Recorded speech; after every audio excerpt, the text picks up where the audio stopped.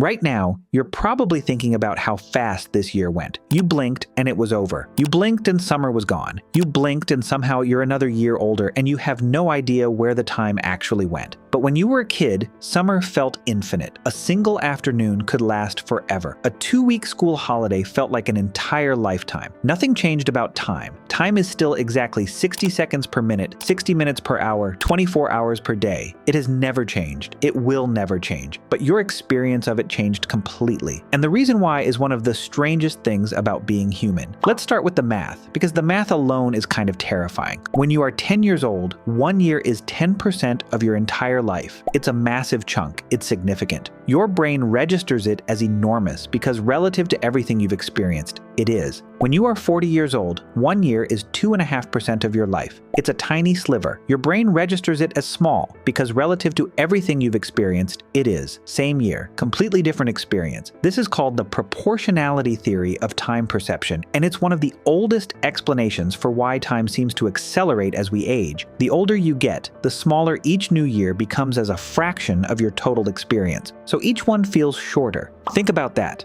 But here's what makes this more interesting. It's not just math. Your brain is actively doing something to time, something it has been doing since you were born, something evolution built into you hundreds of thousands of years ago. Your brain does not record time like a camera. It records time like a highlight reel. When something is new, a new place, a new experience, a new person, a new challenge, your brain lights up. It pays attention. It encodes every detail. It creates dense, rich memories packed with information. And when you look back at that period later, it feels long. It feels substantial. It feels like it lasted forever. When something is routine, the same commute, the same desk, the same lunch, the same Tuesday, your brain goes on autopilot. It stops paying close attention. It stops encoding details. It creates thin, sparse memories with almost no information in them. And when you look back at that period later, it feels like it barely happened at all. This is the real reason time speeds up as you get older. Not because you're busier, not because you're tired, but because you're running out of new things.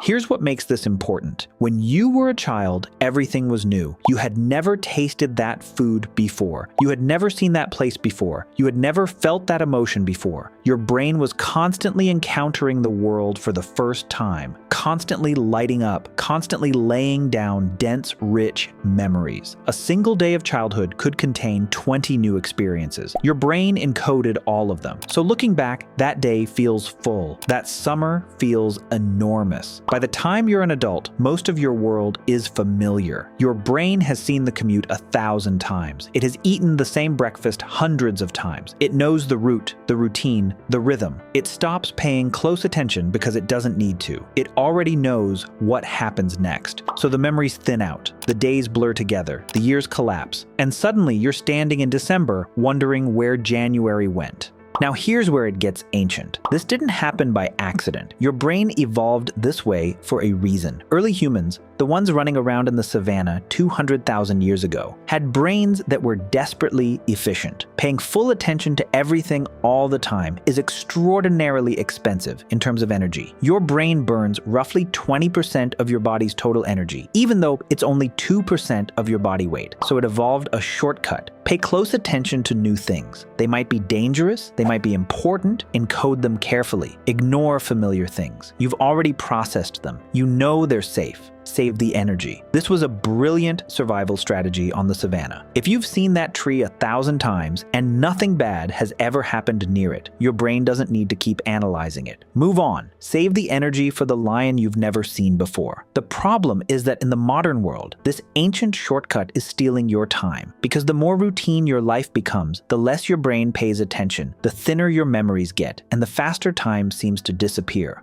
But here's the part that changes everything. You can slow time down, not literally, not in a physics sense, but in the only sense that actually matters, in your experience of it. The research on this is remarkably consistent. People who regularly seek out new experiences, new places, new challenges, new skills, they consistently report that time feels slower, richer, and more full. Not because anything changed about the clock, but because their brains are paying attention again. Neuroscientist David Eagleman has studied time perception for decades. His research shows that when your brain encounters something genuinely new, it slows its experience of time down. It needs more processing power. It allocates more attention. It creates denser memories, and those denser memories make the period feel longer when you look back. This is why your first trip to a new country feels like it lasted a month, even if it was only a week. Every street was new. Every meal was new. Every sign in a foreign language was new. Your brain was firing on all cylinders the entire time. And this is why a week at home doing the same things feels like it disappeared in a blink. So, here's the full picture. Your brain evolved hundreds of thousands of years ago to be ruthlessly efficient with its attention. New things get encoded richly. Familiar things get ignored. This was perfect for surviving on the savanna. But in your modern life, where most things quickly become routine, this ancient system quietly empties your years. The less new you encounter, the faster time appears to move, because there's simply less to remember. And the math makes it worse with every year. Each new year is a smaller fraction of your total life, so each one feels proportionally shorter than the last. The result is that feeling you know intimately, the one where you blinked and the year was gone. But here's what the research actually tells you. Time doesn't speed up because you're getting old. It speeds up because you're getting comfortable. The antidote isn't youth, it's novelty, new places, new skills, new people, new experiences, anything that makes your ancient brain pay attention again. Because the moments that feel longest, the ones that feel most alive, are always the ones where something is happening for the first time. Which means, in a strange way, the secret to a long life isn't living longer, it's living newer. If that idea made your brain do something interesting just now, you're in the right place. There's plenty more where this came from.